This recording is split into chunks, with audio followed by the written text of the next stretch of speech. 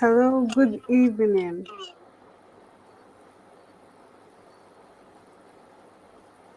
Good evening, God sent. You're not too early. I don't know if you can hear me. God sent.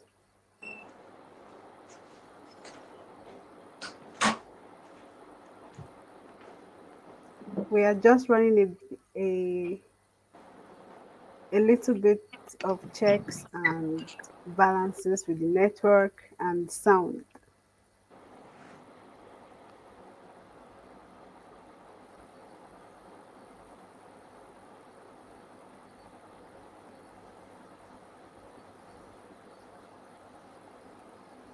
Yeah, I'm ready, waiting for you.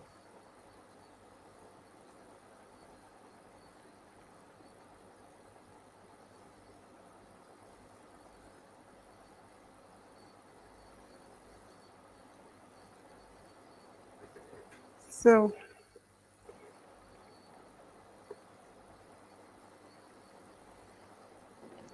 okay, I can see your response. You can hear me loud and clear. So, welcome everybody to Architect's Corner. I am Njakuros Chigozie and I'm your host for this session. In today's section, we'll be talking about the architect and opportunities in the marketplace. We would be having a great architect, someone who is enthusiastic about the architecture profession, a licensed architect, a fellow of the Nigerian Institute of Architects, the principal consultant, managing director, and CEO of Tangent Limited. He was the former chairman of Imo State chapter of the NIA between 2008 and 2013. He is the current national treasurer of Real Estate Developers Association of Nigeria. He has designed and built many branches for First Inland Bank, Oceanic Bank, Hallmark Bank, and a lot more. He is also a member of the Architects Registration Council of Nigeria, ACON. He is he has also built several projects, hotels. He's a real estate guru, a graduate of Imo State University, where and Abia State University, Uturu. And he has attended several national functions of the Nigerian Institute of Architects. So, ladies and gentlemen, let's make welcome Architect Frank Ajeru, Yeah, good evening. our speaker for this session for the architects and opportunities in the marketplace. Architect Frank, please, you're welcome. Thank you very much and good evening.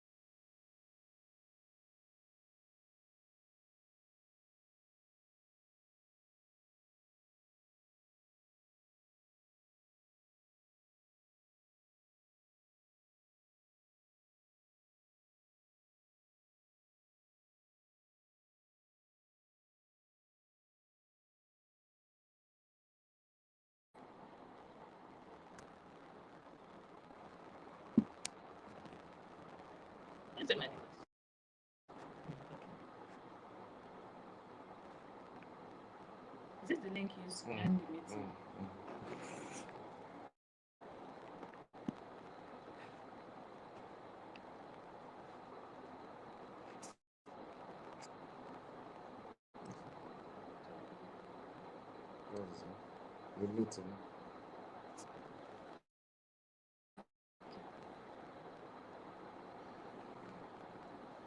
Yeah, sorry, a little bit of a glitch.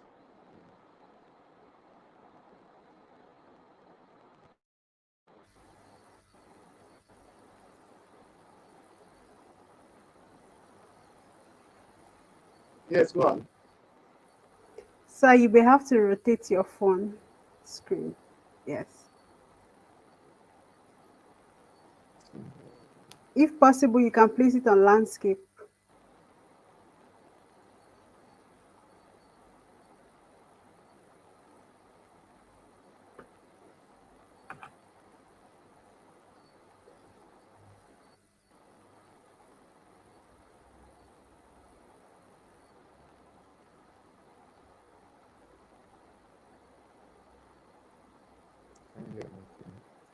So I don't know if you can hear me.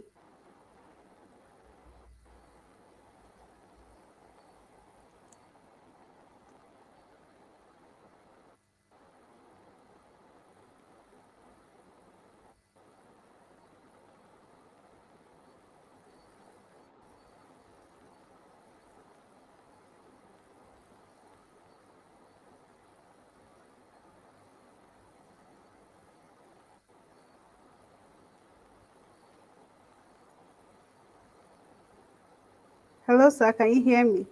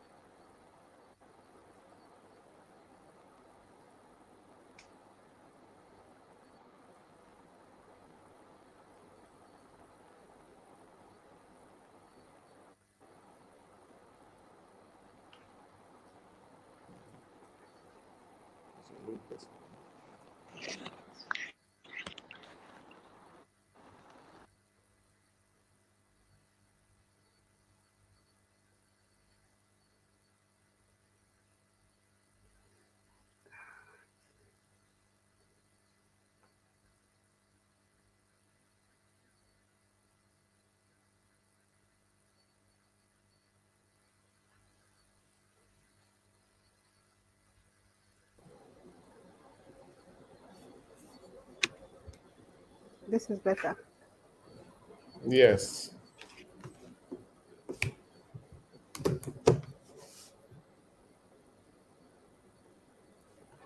Talk to someone.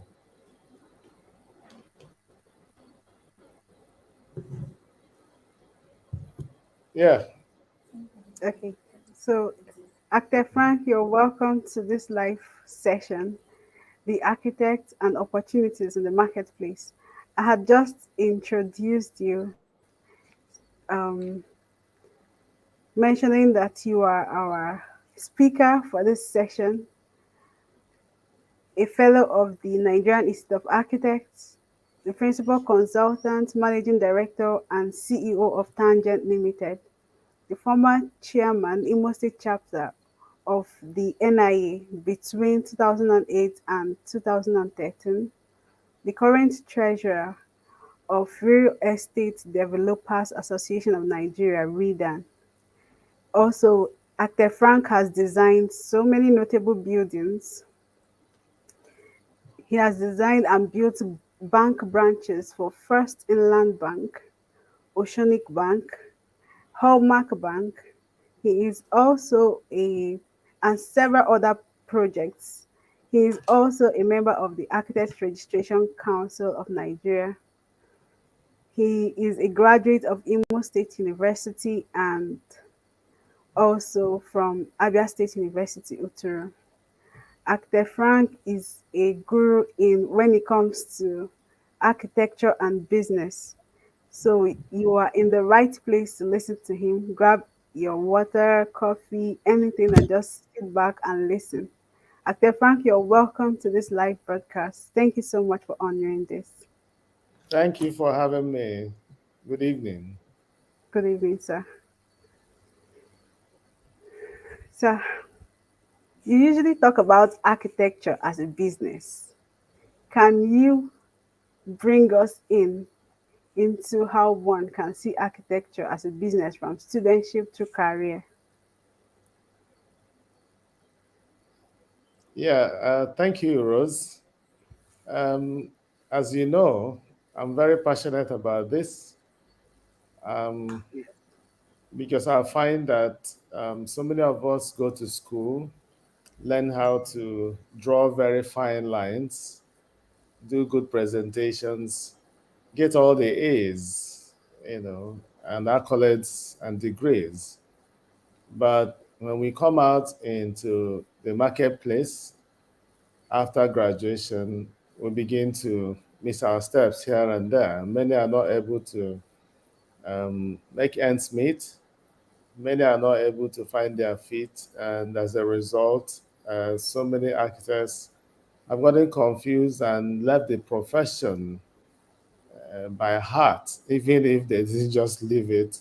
They're just not interested because, I mean, what they bargained for and what they were told on campus about architecture is not true in reality. But is that the truth? No. Something has happened. There is a missing link.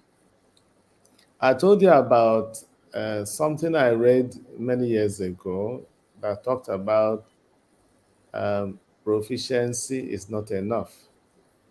So, Yes. acquiring all the theory and academic knowledge is not enough.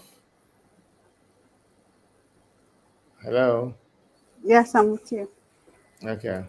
So I am a preacher and believer in. Hello, can I go on? Yes, you can. Let me check something. Okay.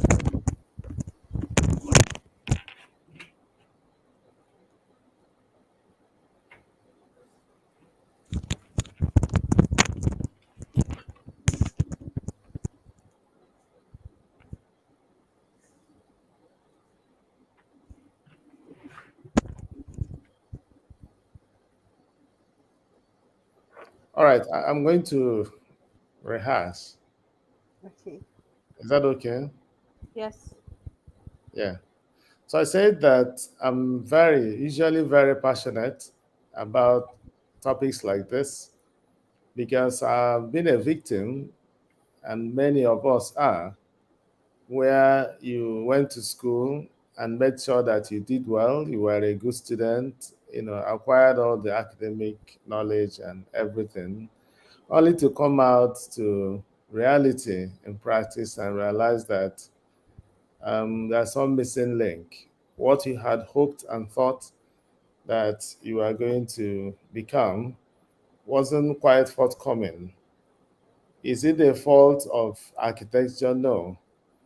It is simply that, as I said, a missing link. And I told you about something I read many years ago that guided me very much. Actually, read that book or whatever publications during my youth service. And he said, proficiency is not enough.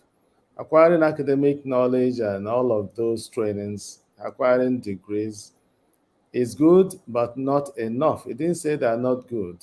Being an architect and training as an architect is good, but there is something more that one needs to have right from school. And I like the way you couched it from studentship.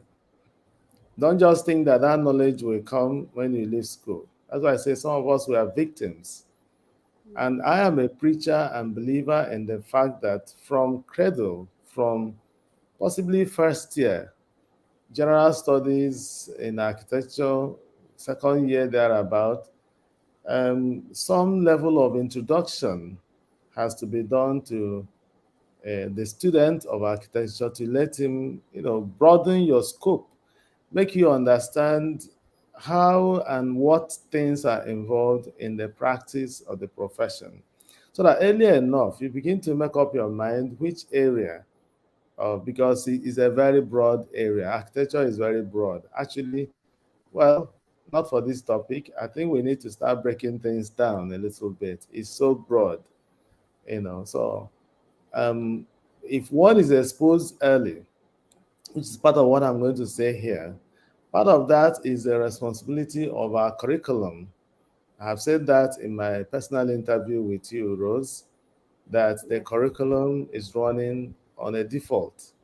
Yes, and the curriculum does not recognize the present day realities, you know, and how do we go about it? So what I'm saying is, the student to be able to equip him to survive in the marketplace, he needs to, from university or whatever academic or tertiary institution you attended, to be taught how to survive. I'm using the word and choosing it carefully, how to survive.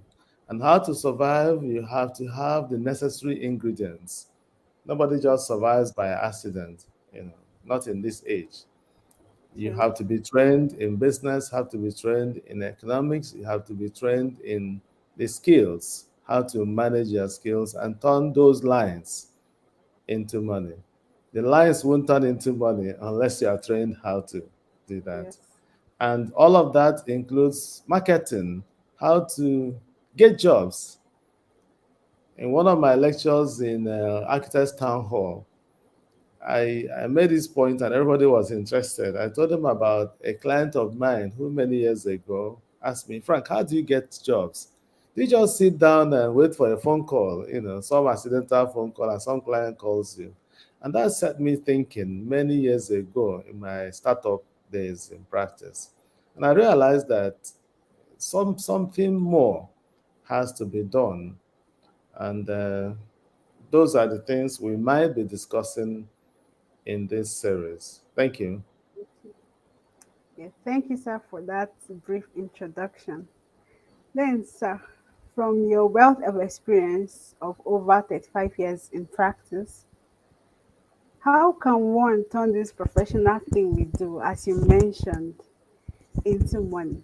What, because if we look at it from this point, from the online poll I conducted, one could sense that if there is any question yearning for answers in the minds of the younger or aspiring architects, it is how will one make it in architecture? In Pidgin, how person go make am for architecture? Mhm. Okay, how person go make am? Yes. Okay. Um, yeah, yeah. Um, let me.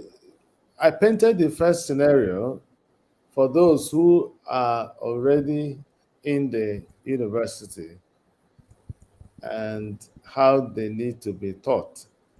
But if you are a victim of circumstance like I am, and many people are, where the curriculum is still running in a system and nobody has taken any conscious and deliberate effort to teach you, then you are welcome. That's why we are here.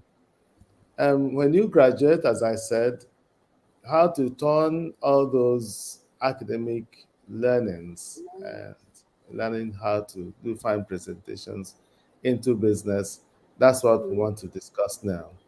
yes, sir. I'll share a little bit of my experience.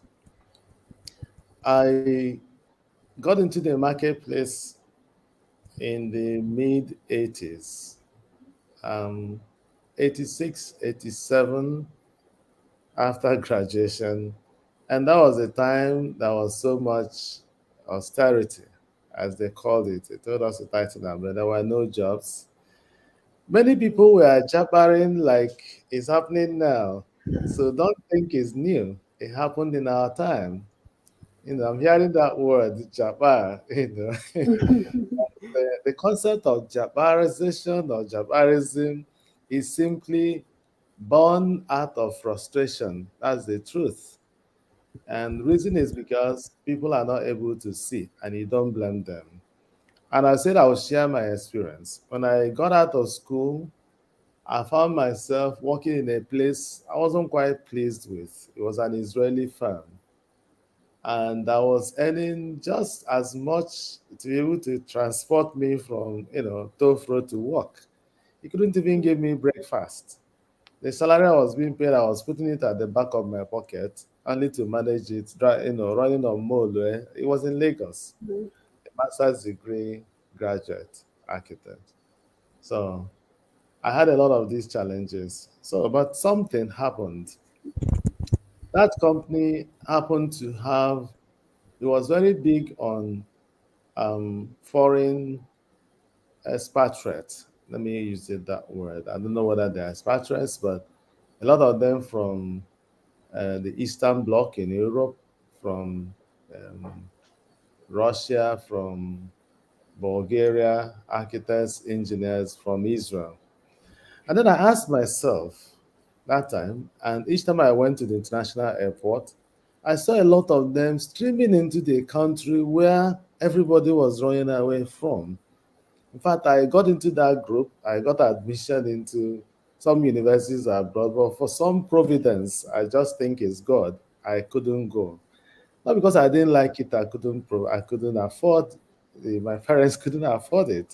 So I stayed back, and I got all this thinking and thoughts around me, and I asked myself, I said, what are these people looking for in this country where we are all running away for this thing? And as I said, it set me thinking. I looked in, did a good study of those people, and got talking with some of them who were architects and engineers that worked in that firm. And they were busy begging me. They said, Frank, if you can go get some connections, there is so much job in Nigeria. They say Nigeria is green. They say Nigeria is virgin. They say there are so much opportunities. And I was like, please, I beg, stop these stories. Tell me a better story. And they kept telling me these things. And I said, if I can go register a company. Listen, Rose, it was in the midst of this confusion. I didn't even have any money, all these thought and things, that I registered the company you call Tangent Limited today. I registered it in 1991. Wow. Yes, this is 32 years now. Tangent has been operating. So I left, hit the marketplace without any hope of any job or anything, but because of the little interaction and engagement I had with those my white friends, and they told me there are a lot of opportunities out there. I couldn't see them then, but they told me a few stories about how they came into the country, and the people I'm talking about are some of the, at some point, I think even till now, the biggest real estate developers in Nigeria. They built Dolphin Estate when I was there in Lagos, for those of you that know Lagos well, and built VGC, Victoria Garden City, and a couple of other very huge projects that Nigerians weren't even interested in then. That was where the desire for real estate was battered. So I left the place, started struggling, and seeing opportunities. And what are those opportunities? When an architect is properly trained, fresh from the university, you have opportunities, for example, to become a design consultant. That is the traditional job of the architect. And that's where some of us were exposed to, and we were in school and doing ITs, and we were looking at some of our big orgas who were big consultants. If they got one commission, I know one orga, I don't want to mention his name here. I did IT Mm. in his place, worked there a little bit. When he did one commission, just one single commission, he will, when he gets his fees, he'll go and build a house. Mm. And he did so many of them. He was never around in the office. Some days you wake up in the morning and come to work on a Monday morning, he will call you from America. Another time we are looking forward to this. I say, wow, this is it. This is the architect I had hoped to be. And you come out and realize that those jobs um, are now very well. Are they few? No, there are more jobs, but there are so many more architects, and the competition is very, very intense, as it were. However, you can be a design consultant. That's one aspect that I just mentioned. So Yeah. many architects, I don't know about many, some architects are doing well in that area. I happen to be a beneficiary as well Mm. because I have paid my dues in the profession. So I get a couple of design consultancy jobs. And I want to say also that um, that is not enough to feed today's architect. I have had my fair share of design consultancy jobs and had very rough experiences where you did a job until it's funded, 12 years down the line, you won't get any fees. Mm. So I realized that if I depended on that alone, I Mm. would go hungry. I won't be able to sustain my life as I am now. So we're talking about multiple sources of income. That is what the management people teach us. These are things they never tell us in school. They tell you you are trained as an architect, so you go survive. That's a blank check.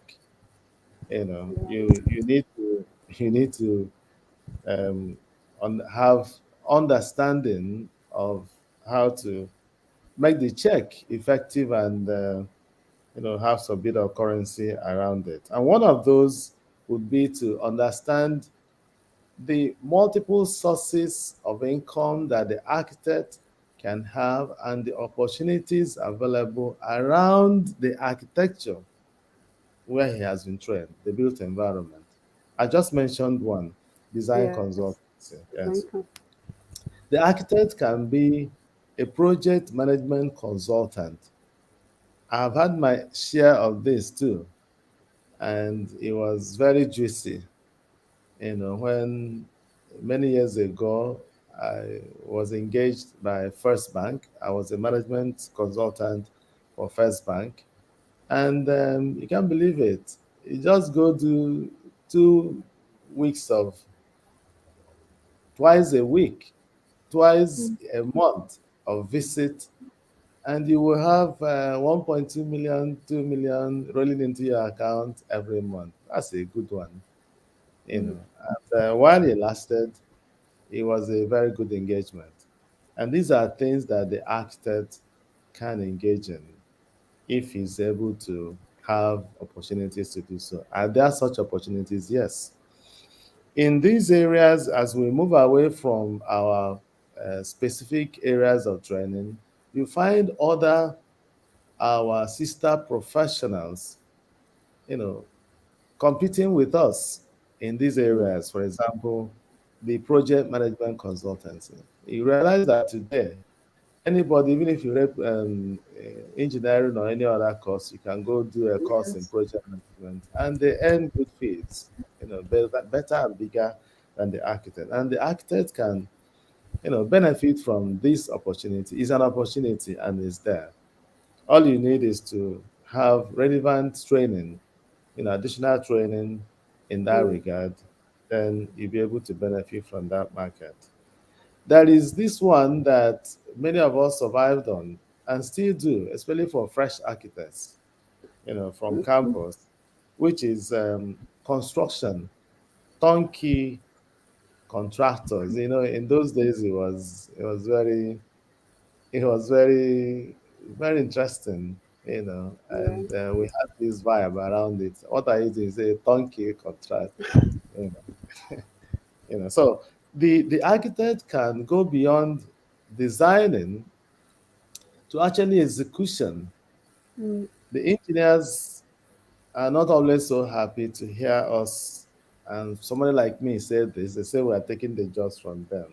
But the truth here is that for smaller jobs, residential buildings, single story, two-story houses, the architect by his training can actually go into construction and handle turnkey projects, you know, get commissions from clients and do that.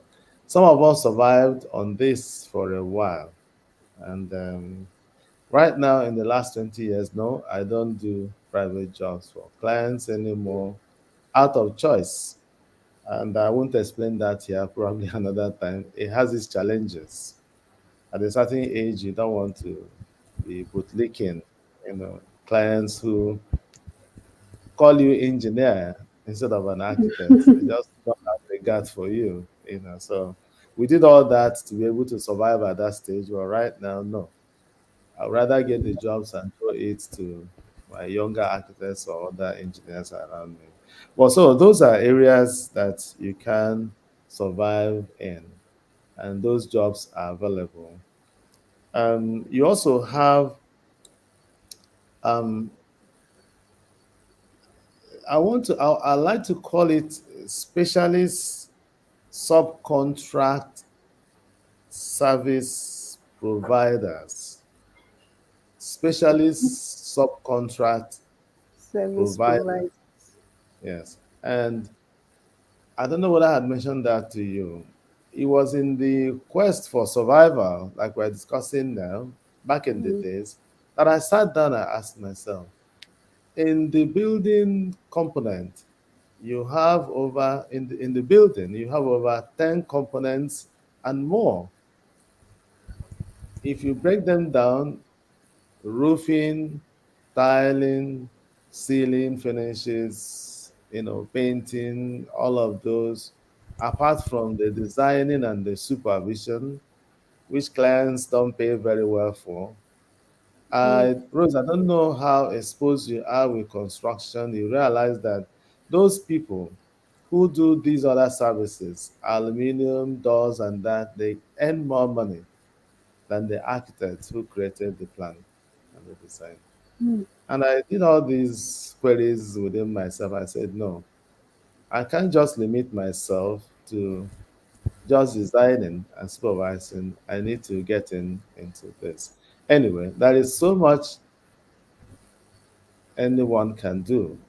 You cannot get into all of this, even though back in school we are taught that the architect is jack of all trades and master of all. yeah, No, but I call them specialist subcontractor service providing or provider areas. So the young architect can, apart from the mainline jobs that he wants to do or is exposed to, he mm, can choose one or two of the areas of service providing and major and specialize in them. And what are those? You find, as I mentioned already, roofing. You can do both trading and installations. And you realize that people that engage in these areas are people who are just on the streets looking for what to do. So many of them are not in any way, trained in the business of architecture or the built environment. Hello? I'm with you, sir. Oh, okay. So, what are the opportunities? These are the things we're discussing today. You can tout them. I want to give you an example to bring it home. Okay. I chose an area when I moved back from Lagos to Owerri. Mm, I did this in 1993. And when I got to Owerri, 1993, I realized that apart from the construction, that I needed to do something that adds value, in the chain, as they call it, the value chain. yeah. So I took welding. Okay. Welding. Yes. Yes, because I realized that before then, every welder that I engaged to do gates, burglaries, railings for me, I would literally sit down with them in their workshops to fabricate the thing myself to be able to meet my specifications and choice. So, what did I do? I set up a workshop, got some young welders, trained them my way, and got them into the job. And I was getting quite some good commissions. And I can tell you, um, that engaged me and put a little money in my pocket, and I depended on it very much for over a year, 2, 3, where I got money to get married. You can't believe it. Wow. Yes, from welding. Yes, and that's it. And today, those people that I trained, one of them in particular, has become so good that even if I'm sleeping and develop a concept and discuss it with him, he will just get it done. I don't need to teach him how to, you know, put measurements and squares and angles and cutting things and doing them neat because he's been trained. I trained him.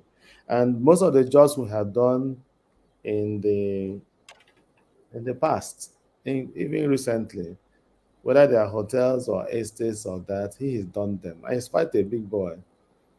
The architects that have worked with me, none of them is as big and rich as this young man.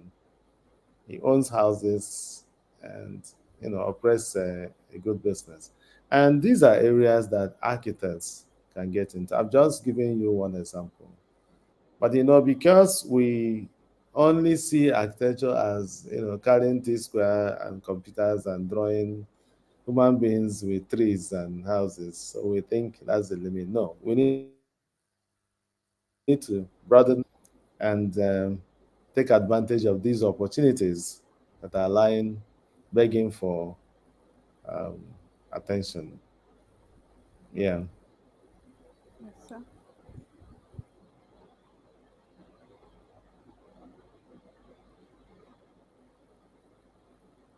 Yeah, you wanted to ask something? No, go ahead. When you're done, I would bring in the questions people are asking. Yeah, if you're asking questions, it will help because I can go on and yeah. One of the areas again, you remember I said that opportunities, that's what we're discussing, opportunities in the marketplace. What Yes. happens to trading? Who says the architect cannot trade? Mm. Many years ago, when I was thinking, I think about these things. I'm not just giving lectures on them. These are things I have touched, I've practiced, I've tried to handle and done them. One day, this same curiosity, to start trading took me Mm. to China. Yeah, I went to China. First time in China, my whole vision about other things that I could do. But I now said to myself, Frank, how many things can you do? I had opportunity. I have partners in China. I started shipping in things. I could stay here and order 4 or 5 containers of this and that and that and that. And who are the people doing this trading? Traders. I realized also when I went to China to the factories, I realized that some of them shipping things that they don't even understand the specifications. So when I went to the factories, I was able to give the exact specifications of what I wanted for my kind of market and the buildings that I wanted. And these are things the architect can do. I know somebody will ask me um, about funding, capital, all of those. These are questions you find people ask all the time. Say, you went to China because you have all the money. But when I told you how I started, I didn't have a dime. So I engaged somebody yesterday, or rather, somebody engaged me. These are everyday questions. One young man engaged me after I preached and evangelized on these things. He asked me, Oga, you have money now? And I said, no. I asked him, when you went to secondary school and they taught Mm. you economics or commerce, how did they describe money or define money? Money was defined in secondary school. I don't know whether it has changed now as a means to an end and not an end in itself. Rose, is it correct? Yes, you're correct. Mhm. So you realize that what you need, because I know that frequently asked questions, somebody is going to ask me, how do I raise money to know? In all the things that I've discussed now, I never mentioned how to raise funds. Yes, you We are never. very fortunate that in the industry, Service providing does not require so much of money and capital. Mm, That's where the training, converting your training to money. When you, for example, welding, what did I need? What did I need in welding? That then you could buy a welding machine for even now. There are these inverter. And I can go into the nitty gritties. There are these inverter welders you can get for 40,000 and all that. It doesn't take more than probably 200,000 to set up a welding workshop. So mm, an architect, a young architect who makes money from one commission can begin to reinvest. I want to talk about that if we have the opportunity about investment. Many mm. architects, because we are not trained back in school on how to do investment, how to be an entrepreneur, when we make money, Rose, that's true. I experienced that. A Mm. young architect makes his first commission, gets 1 million. First thing he thinks is how to buy a big car and buy all the things and get good furnishing. If you Okay. give that same 1 million to a student that studied, somebody that studied economics, he will probably eat 40% of it and invest 60%. Architects don't know investment. Not only architects. I find that among doctors, engineers, and all this. So that's why we keep using that word. Proficiency is not It's enough. not enough. It's not enough at all. You need to learn other aspects to be able to. As I said, trading. I'm Yeah. mentioning opportunities. Who says you can't start a small shop where they sell cement and rods and reinforcements and timber and all those? Mhm. And make your own a little different so that you know what? If Yeah. I find if I find a colleague that sells these materials, for example, wood, reinforcements, it's easier for me to relate with him. It's easier for me to give him the kind of specifications. Let's say a colleague Mm. that does woodwork, you spend less time doing supervision and wasting time in visiting their shops. Do you understand? And getting Yes. disappointed with getting wrong specs for the commissions that you give. So these are the things that will help enhance not only helping our individual forces to become, I mean, individual these things to get uh, better welfare and all of that. It will also help to increase the global welfare of the profession so that the architect delivers better and properly because you are now dealing with your colleagues who know what you know, who receive the same training with you, who are involved in the job. I want to imagine where you came in a building construction, you have the guy doing tiling, you know, Mm. has some level of architectural training in him, or even engineering or building. Same thing with block work and all that.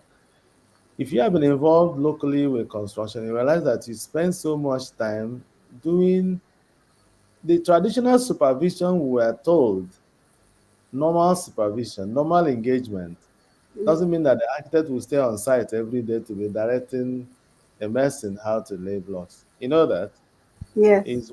is once in a month engagement. Yes. You know, so but let me tell you a little story here. Okay. Yes.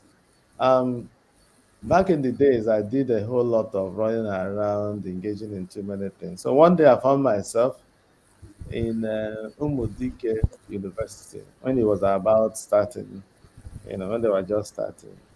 Mm. The the vice chancellor then, I don't know how I got that contact. So I was doing these jobs of small, small things, renovation and all of that. And the man who was the director of physical planning happened to be a very senior architect. So he saw the way I carried on with my job and paperwork and documentation. So he called me one day and said, wait, wait, wait, young man, who are you? I said, so what did you study? I said, architect. He said, architect. I said, yes. What did you get in, what's your qualification? I mentioned. Rose, I was expecting him to say to me, well done. You'll be getting more job. You know what the man told me? He What? said, I don't want to see you here again. Wow. No, you want to hear the next. I said, why? He said, have you taken your exams? I said, no. He said, go away from here. I don't want to see you again. Go, take your exams. When you pass, come back, you'll be bigger. Mm. It was this same quest for survival that made me not to take exam 12 years after graduation. You can't 12 believe. years. Yes, I got my first, um, I registered for NIA exam first in 1990. Yes. And you know when I took the exam? 2000 or Wow. 2000, no, 2000, yes. So what was it? I just said to myself, of what use was that certificate and registration? Mm.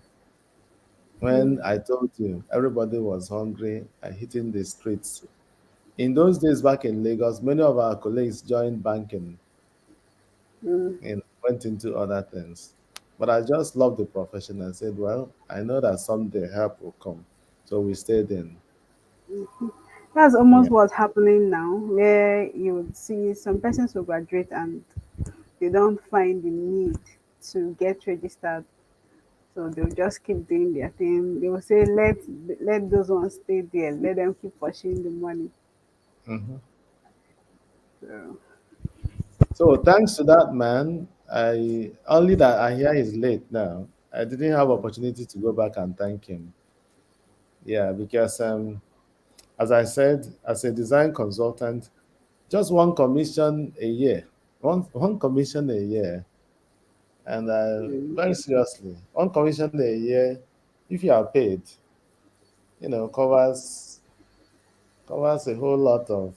If you are not, if you're a little content, like some of us are, you just survive on consultancy if you are paid. If you are paid, emphasis if you are paid. okay. Because, yes, there is no guarantee that you'll be paid. Anyway. Mm, okay. Someone asked a question. Olu Kayode Howells.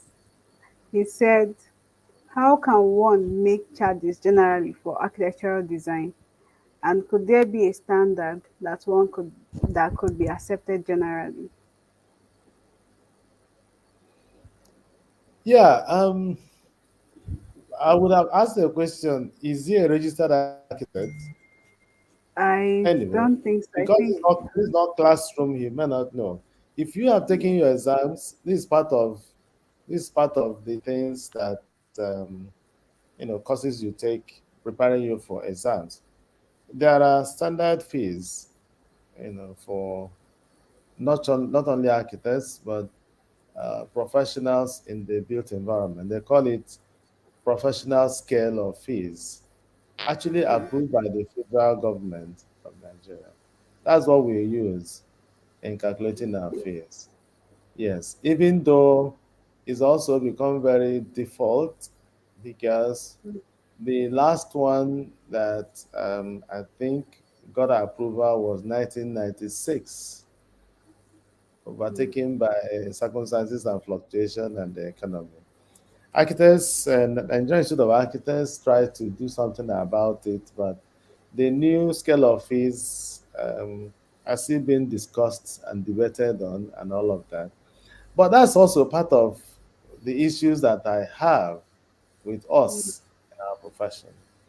Um, I happen to have a couple of friends that are lawyers. Some of them are sons. And you had this other man the other day, the son. He's a professor. He always shows up on channels.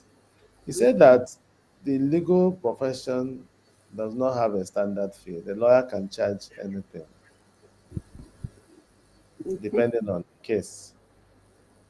Rose, I personally have had to pay a son I engaged on a case, a land matter.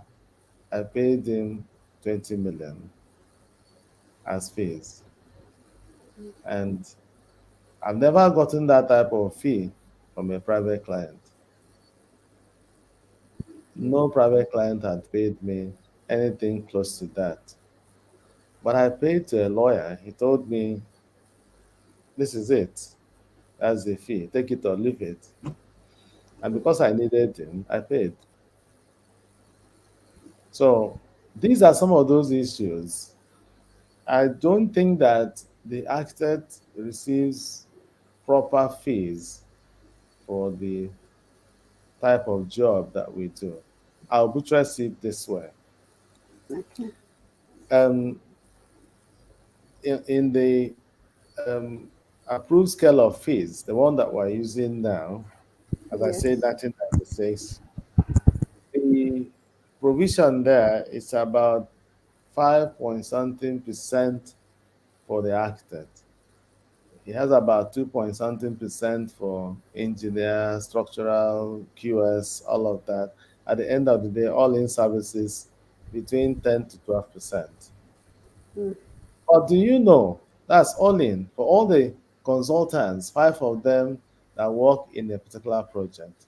That same project, when it's done and about to be sold, the agent gets 10% Sure. just for making phone calls and bringing buyer and seller together. He gets 5% from this one, he gets 5% from that, he gets 10%. Is it justified? No. But somebody worked on a project 2 years, 3 years, sometimes even more. So are we getting proper remuneration for the services we provide? The answer is no. These are part of the discouragement. Yes. So what I think is that, as I've said, um, unless you are blessed to have very juicy commissions, and not many of us are that blessed. Some people have good commissions that one, when you get 1% of $10 billion job is a lot of money, isn't it? Of course. So those kind of jobs are not so available. So what I said is, in terms of opportunities, do a multiple uh, stream or source of income. That way, you'll be able to survive. Put your hand into not too many things, one, two, three that you can handle and be very good in and work through Mm. it. Hmm. Okay. Thank you, sir. Then finally, to add to this, how can the architect add value? Because there's this saying that when you add value, you the equivalence of adding value is you get your dividend or money from it. So how can the architect add value? Yeah, I mentioned that in the course of this conversation that, again, proficiency is not enough. You are Yeah. trained to draw good lines and all those and all those. How can you add value? That's like, putting pepper and salt to the good soup that you have, prepared or cooked. And those pepper and salt, I would call them adding value, would include one, having good customer relations. Okay. Um, Rose, we were trained. Well, I'm not. I don't want to use the word trained. We were exposed to to the fact that the architect is a proud person. Have you ever observed that? Yes, I have. We are proud. We are very proud and ignorantly so. Yes.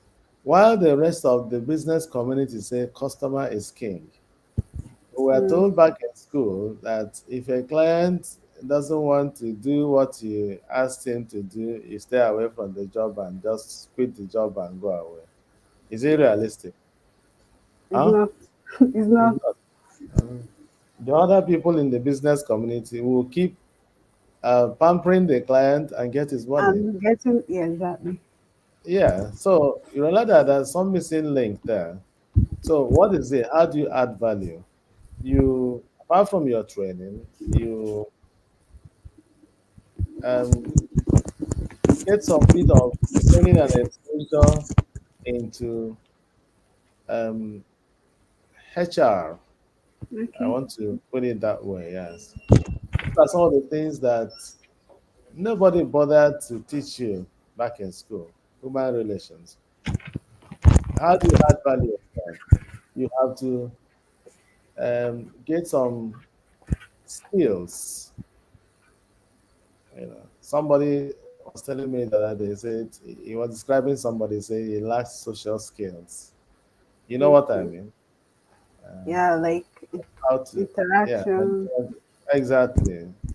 When architects can converse, I have a couple of them around me who cannot engage an architect, can't engage, I mean, can't engage a client, can't engage in discussions, all of those. The other is marketing. You can't be producer of a product that you believe in and you can't market it. Many of us are not good marketers. And the Yes. only thing a little close to marketing we were told in school will be our juries. I've told you that before, how funny it is. Sure. This is my drawing, this is my plan. Thank you, my jurors. No, we have to be taught how to market the product that we put in the market. I can go on and on. Marketing, human relations. You add value by having some training and exposure in law, the legal aspect of the business that you are doing. I'm a real estate developer, and I realize that the legal aspect is as critical, even more critical than my technical proficiencies in the profession. Everything about it is legal because you're dealing with human beings. So you don't take anything for granted. Documentation is key, very, very important. And so these are areas you can add value to whatever it is that you have, trainings that you have received on campus that will help you to survive in the marketplace. Because the marketplace is a very complex space, very complex space. So you need a whole lot. Thank you so much, sir, for that. You're I don't know welcome. if you have further things to say. While we have about 2 to 5 persons on this live session, so I would ask them to ask their questions if they have any. Please, if you have any questions, feel free to drop them in the comment section while Actor Frank is still on.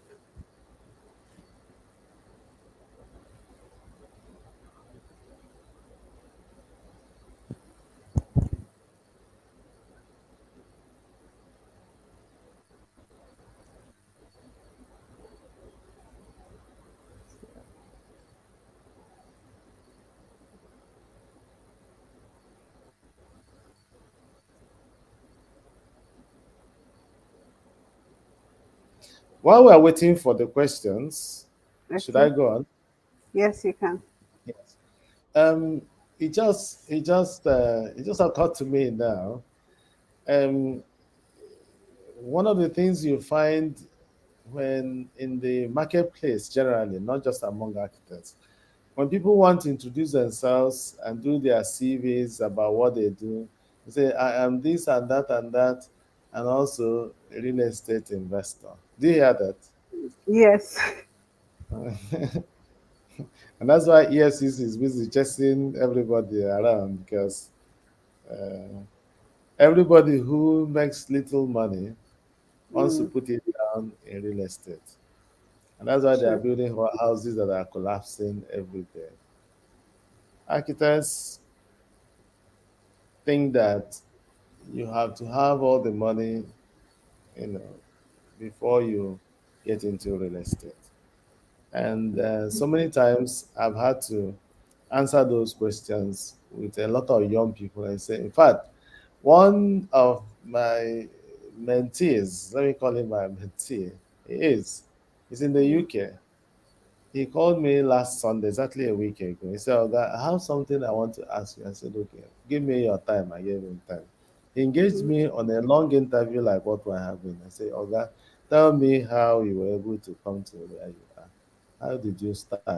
How were you able to do it? He was asking questions and taking notes in the UK. He's in UK. And mm, and I share these stories like we are discussing now.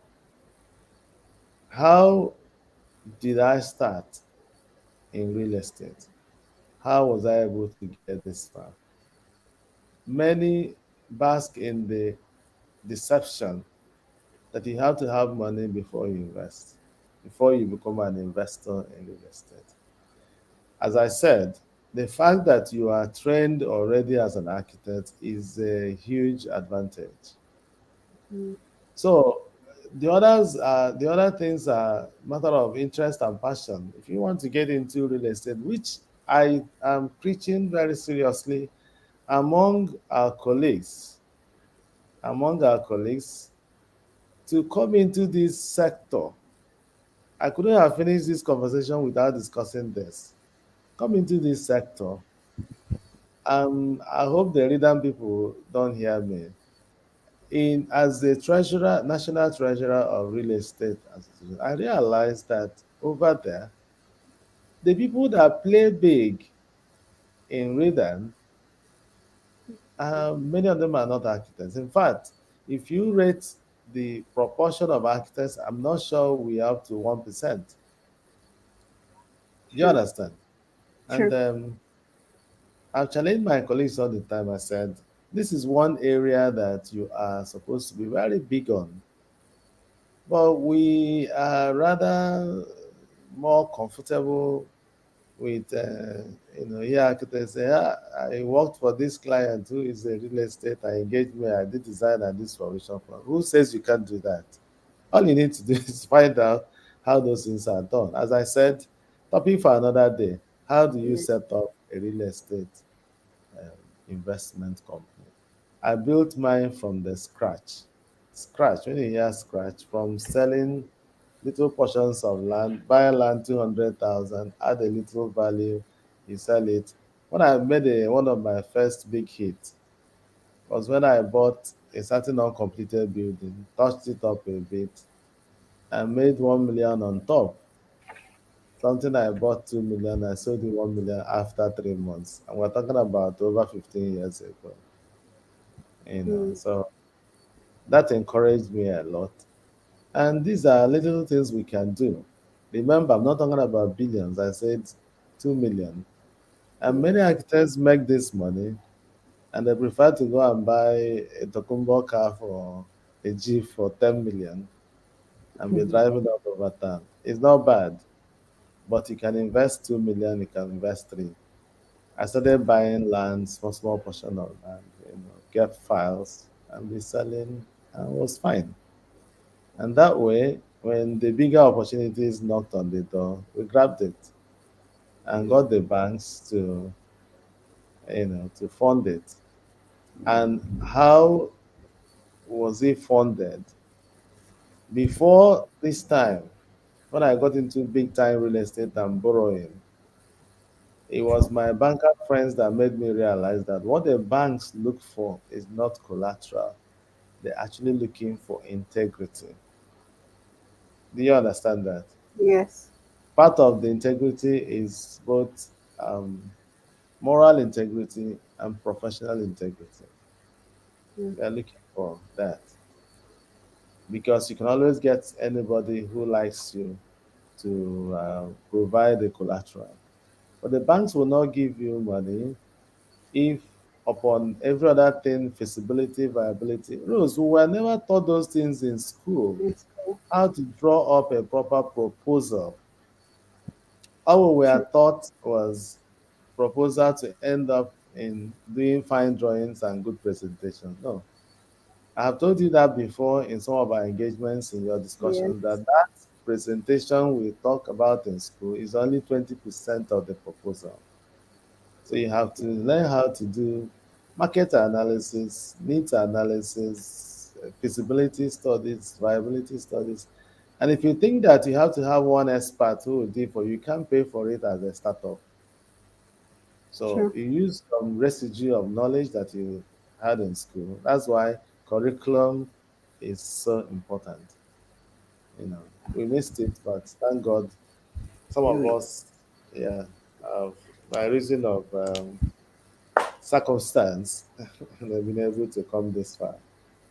It's fine. Thank you, sir. I guess we'll have you back to speak further on this. Thank you. Four persons have asked their questions.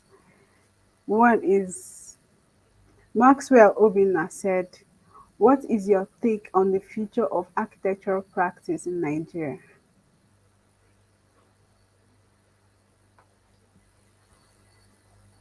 Um, so many things are evolving in Nigeria, as it were. Sorry, they took light where I am, so I'll bring it back. Yes. So many things are evolving in Nigeria. Architecture happens to be one of those that are also evolving. What is my take on the future of architecture in Nigeria? I see it very green. I see prosperity in architecture. And why am I saying so? It's because, let's take, for example, housing. If you traveled around many other parts of the world, in the developed world, you realize that we are far from development. Some people say Yeah. we are underdeveloped or we are not even developing. I don't think we are. Rose, each time I travel, as I said, first time, second time, when I went to China, to Dubai, I used to spend a lot of time in Dubai on holidays and all that. One day I went to China with my wife, and I was busy getting enwrapped with the architecture in the Middle East and in Asia. Honestly, it's very intriguing. And I kept looking up each time I saw those buildings. My wife would say, "You will soon break your neck." I thought you said you're a good architect. Do you understand? Yes. Yesterday, I have um, two of my children that one has graduated his master's, the other is doing a master's now in the US. I was talking to him yesterday, Uche, and I said to him, um, you need to start thinking of the contemporariness of architecture, you know, in terms of use of IT, in architecture. The future is still huge. You say, Daddy, what do you mean? I say, listen, the style of construction of houses, for example, that we're doing now is still very primordial. So Mm. he was telling me about how they use wood and steel and all of that to build in the US. The future of architecture is the need and the opportunities that exist in Nigeria. That tells you how green, the whole situation is. Housing, the deficit in housing is still very, very wide. And if it is so, it means there are still jobs for the architect. The infrastructure deficit is huge. So, who are going to design all those? The The kind of architect. houses we see on the internet is architects. So, what is the future? Yeah. So, all we need is to be able to hang on, stay around, pray to God that the political situation will change and people will begin to see reasons why you have to engage the right professionals, not just architects, in doing the right things. That's how the rest of the world, developed. Okay, then Sir Nicholas Musa asked, "Thank you, Actor Frank, for the discussion. I think the reorientation should start from the academia. There should be a linkage between practice and the academia to reset these things you've observed." Yeah. Yeah, Musa, I want to thank you for that observation. I always mention this in my interactions in this regard. I call it town and gown. Rose, if you remember, I harped on it the other time Yes, that I we had do. a conversation. Yes.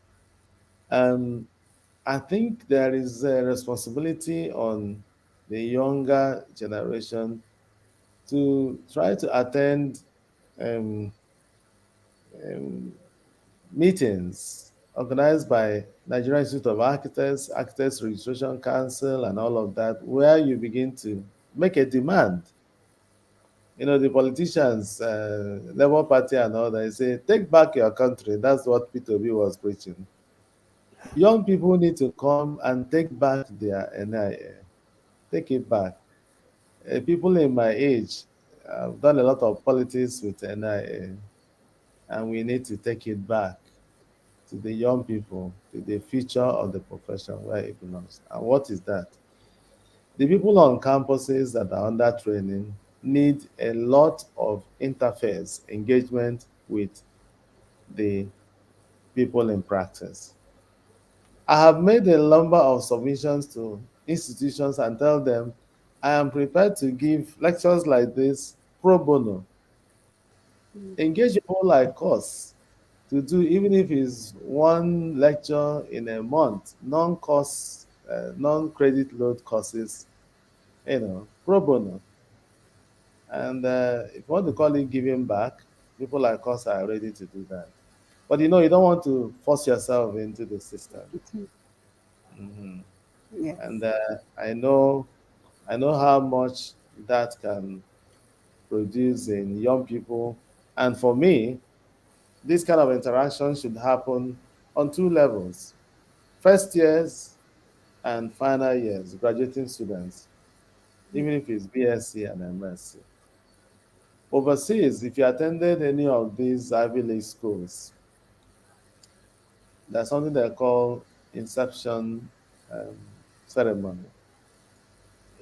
It's like a talk, which people come and give to those graduating that year, the graduating class, on how Mm. to survive, in the market, which is what we're doing now. Inception lectures, that's what they call it. So I think these are some of the things, like you are, Rose. You can do some write-ups to a Nigerian Institute of Architects, to ask on to the institutions and tell them, look, these things are important. Before a student graduates, he needs to have two, three, four times of lectures. And for me, it's not just about the architects.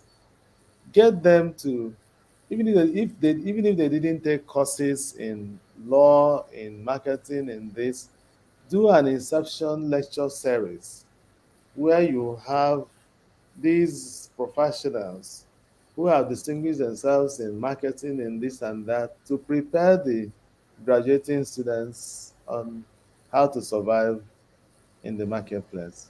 And I think it's very important. Yes, it is. Thank you so Apart much, sir. apart from the curriculum thing, which, and I have had this discussion in some of our fora, and they agreed Mm. with it, but nobody is doing anything about it. The reason is because um, the the protocols involved with NEUC and ARCHIS and all of that, to begin to look at these things is a lot of an issue. But I hear they are considering that. In our local chapter, we had this conversation some time ago, and one of the professors said that they are doing something. And what they have done close to anything is that, if you realize, in the institutions now, they have introduced a program they call entrepreneurship. But you know who is Yes. teaching entrepreneurship? Still the lecturers. No. Do you understand? Yes. It has to have a fusion of ideas from both the academia and the people who are actually entrepreneurs. That True. way, mm, that cross fertilization will happen. Yes. Okay. Thank you, sir, for that. Thank God you. sent Columbus asks, sir, could you throw more light on the client's onboarding processes concerning some of these opportunities you mentioned? Clients what? Onboarding processes. I'm not sure I understand that. Clients onboarding processes. Processes concerning these opportunities you've mentioned. I don't know whether I understand what clients. If you want to say opportunities, yes, but clients onboarding. Onboarding. God sent, please, if you can hear us, can you throw more light on that, on onboarding processes?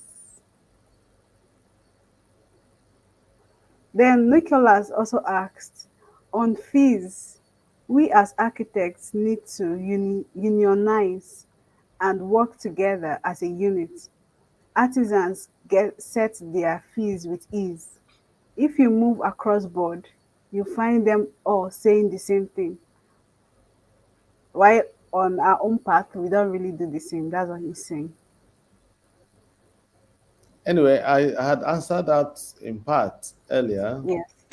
Yes, that um, there is the Nigerian Institute of Architects. It's a strong union, but we are not a, a trade union. We don't present any strong force like some of those trade unions. Perhaps that's what he means. There are standard fees one can charge, but if you are working for private clients, perhaps that's what you're also saying. It's difficult for you to push through those standard fees with private clients. Organized institutions, academic institutions, educational institutions, and all of that, government jobs can pay fees. Like now, in some of these institutions I told you that I work for, I have delineated some of the jobs I like to take to be state fund jobs, for example. If you have your uh, person in house, it tells you the project that are funded, so that you don't just go designing and end up not being paid, because it takes a lot of energy to do design. We are doing one currently. One is on supervision. We just got another brief from one of the institutions where we are working now, and it's a lot of work. And you want to do your best in delivering, and having paid your dues all this number of years, you want to, when you work, you want to be paid. Do you understand? Yes. You want to be paid, yeah. So you don't want to waste your time doing designs properly. No. Back to the man that asked the question earlier. I don't know whether he has brought in any clarifications. No, he So, hasn't. But I'm thinking if it's something on how to get clients, mentioning with regards to the opportunities you've mentioned. I don't know if mm. Okay, probably not everybody, perhaps that's what he's referring to. Not everybody will be able to have the opportunities to work for institutions like I've just said now. Many of the jobs are with private um, clients and organized private sectors. How do you go about it? If they engage you to do design, you have to negotiate your fees well. mm, Maybe I can give this information from my experience and practice with private clients. Maybe it can be of help. Most private clients, he had me say that I stopped working for them. They take yes. advantage of you. They make you feel less an architect. They make you feel not wanted or important. And how does it happen? We encourage them. A client engages you to work for him. He just says, Frank, I want to do so. You didn't do any discussions. There is no formal engagement. You just got on and started drawing things. And then Mm, you bring it to him and say, oh, no, I don't like it. Actually, what happened was that when I talked to you, I engaged Mr. XY also, and I decided to choose this one. No, that's wrong. A certain client engaged us some years back. That time, my son was still in his undergraduate program. So I took him that day with some of my other architects. And this big lady worked with government where they make a lot of money. I don't want to mention her position. Very rich, you know, very, very rich. And she was going to engage us in a scheme that would cost not less than 200 million to do. And Mm. so, right at the brief stage, after discussing the brief, I told her, yes, ma'am, we're going to charge so percentage is a professional fees, but we can take 50% less. Out of 5 point something percent that we will charge so percent. She hit her head on the ground and said, no, are you different? That he has engaged other architects even. I said, I'm a fellow of the institute, man. And we are supposed to maintain the integrity of the profession. He said, what kind of fellow? That even she just reached out in her wardrobe and brought out drawings done by other fellows. And she says she's going to bring one, two, three of them, and then she, on her own, chooses the one she likes, and that's the person she's going to pay. Mm. Do you understand? Yes. I Yes, it's very discouraging. Yeah. Architects encourage those.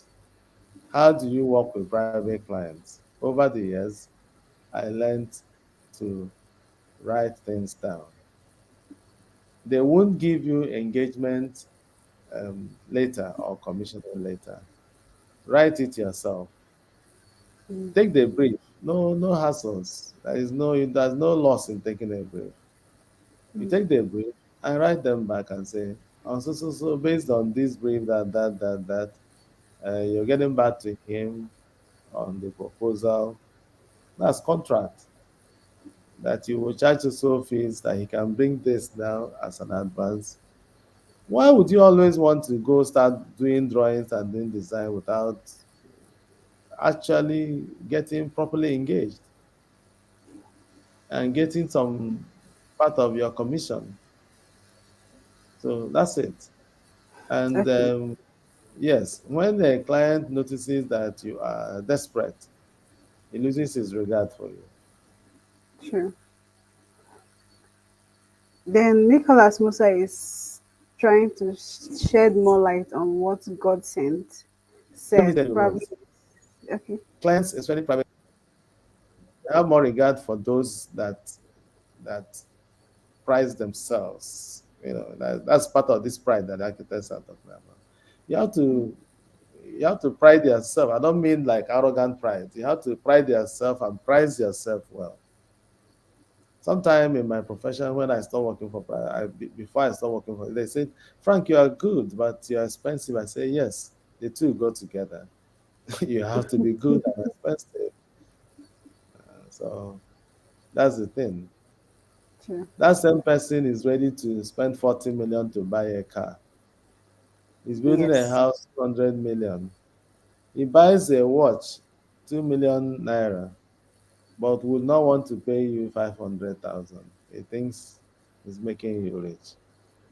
So I don't want to work for people like that.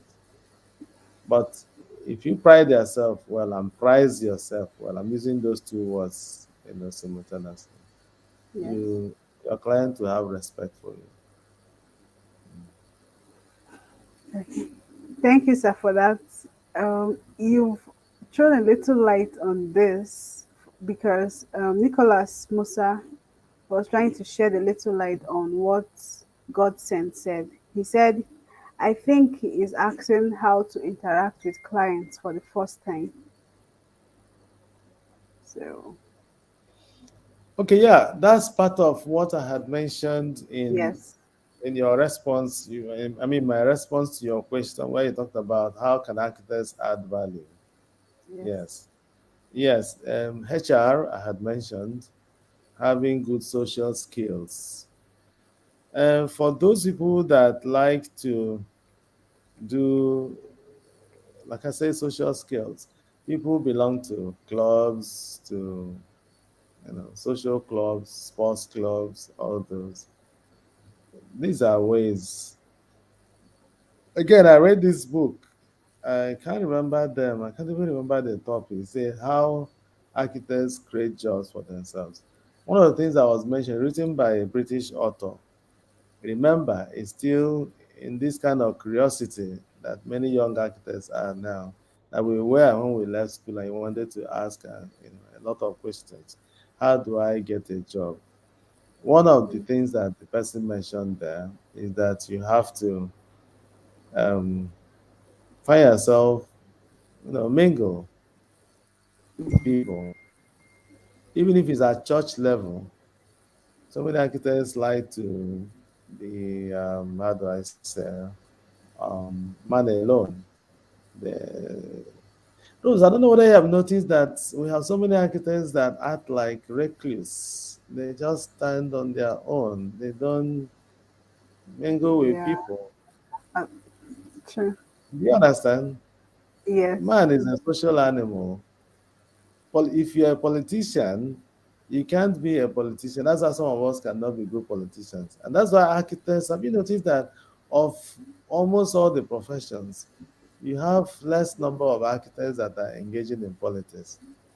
Because Yeah. from drawing True. in a studio, you become a recluse. You don't want to mix with people. No. Exactly. Until we begin to come out of our shell, yes, we have to learn that people interact with those that they people do businesses with those that engage their attention. It could be in a sports club. Like I play tennis. Some people belong Yeah. to you know golf clubs. Some some people who are in businesses, trading, you know, supplying this, that, that. They belong to one, two, three, four, five clubs. They move from here to there to there. Those are ways to get jobs. You are in a church, you become serious and get committed in committees and all that, so that the church pastor can notice you. When they want to do a job, they invite you. No crime. Some architects belong to churches and nobody knows what they do. Do you True. understand that? Mm. Uh, So you have to be visible. I delivered a Mm. lecture in the Architects Town Hall, the 70th, the 69th and 70th lecture of 2 years ago.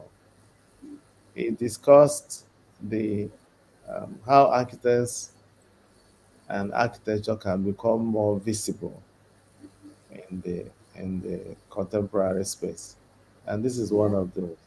Yes, you know that we're fast losing our visibility. And you want to test it. If you go to a site, a normal site, a construction site that is going on, if you're working as an architect, they will call you, engineer is around.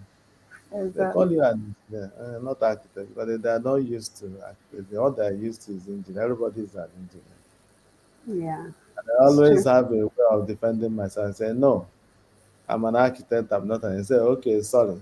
Another day they will call you engineer. And so visibility is important. Let the society know. It's worse with even some of our brothers that live in the diaspora. You think they Yeah. know. Somebody is a medical doctor, he's abroad. He can't tell any difference between an engineer and an architect, a quantity surveyor, and all of that. No. It's Some of them true. can't even tell any difference between a medicine. They want to give you a job, they say, but I have this boy in my village who does things very well. He's a good builder, Mm. he's an engineer. And you're preaching the concept of architecture. So I beg, please, Mm. that boy, see what he has done. He has built a lot. So visibility is important. Yes. Okay. This has really been an extensive one. Thank you. Yeah. Thank you so much, sir. We are really grateful. Thank you You're welcome. for giving us over an hour of your time. Thank you. Thank you so much, sir. Thank you. My pleasure. My pleasure. All right. You're welcome. So, with this, we've come to the end of this broadcast. Thank you, everyone that showed up live. Thank you, Nicholas. Thank you for your questions. Thank you, Maxwell. Thank you, Irish Studio, Agoha. Thank you, God Sent. Thank you for showing up. We say thank you once again to Acted Frank. Thank you for these teachings. Thank you so much, sir. Thank you, my pleasure, and thanks for having me. All right, thank you, sir. And good night. Yes. And good night. Yes. Bye.